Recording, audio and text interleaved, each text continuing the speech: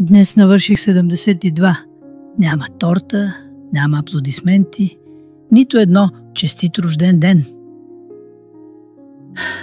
Просто седя до вратата, гледам как вятърът люлее старата круша и слушам как шумят листата. Спомням си времето, когато къщата беше пълна с гласове.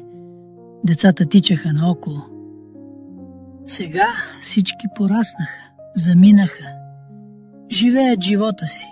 Разбирам ги, но липсват ми. Понякога и аз се изморявам.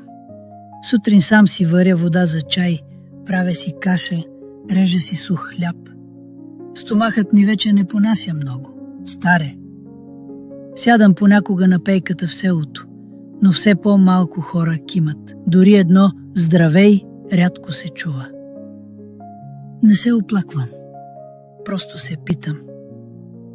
Докато съм още тук, помни ли ме някой? И тогава си спомних какво казва Бог. Хората са под Божията грижа. Бог е с тях. Те винаги могат да се осланят на Бог и Той е семейство за всеки свой последовател.